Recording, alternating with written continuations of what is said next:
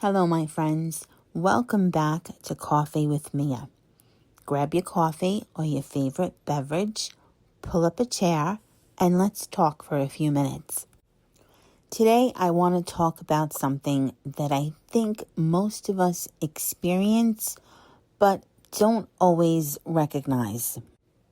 Feeling overwhelmed, feeling exhausted, feeling no matter how much rest you get, you still feel tired. And it's not physically tired. It's life tired. And if you ever felt that way, you're definitely not alone. I think one of the biggest misconceptions we have, if we're not constantly busy, productive, or moving forward, somehow we're falling behind. So we keep pushing. We keep going. We keep carrying everything. The responsibilities, the worries, the family issues, then health concerns. The things we can control and the things we just can't control. After a while, we get so used to carrying the weight that we actually forget what it feels like to put it down. I know, because I've been there. Maybe you've been there too. You wake up in the morning thinking about what needs to get done. You spend the day solving problems, and you worry about tomorrow. Then at night, when it's finally time to relax, your brain just doesn't get the memo. It keeps going. It keeps replaying conversations. Your brain is planning, worrying, thinking. And suddenly, you're exhausted from doing absolutely nothing. Or at least it feels that way. But the truth is, you've been working all day. Maybe not with your hands, maybe not with your body, but with your mind. And sometimes mental exhaustion is the hardest kind to recover from. The older I get, the more I realize that life isn't a sprint. It's not even a marathon. It's a series of seasons. Some seasons are exciting. Some seasons are difficult. Some seasons require us to push, and some seasons require us to pause. The problem is that many of us didn't know how to pause anymore.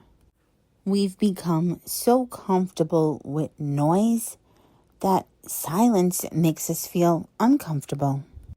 We've become so accustomed to being busy that rest feels unproductive. We've become so focused on doing that we've forgotten how it is to just simply be. But I'll tell you, here's something I learned. Not everything needs an immediate response. Not every problem needs to be solved today.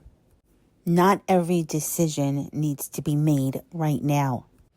Sometimes the healthiest thing you can do is to take a breath and give yourself a little room.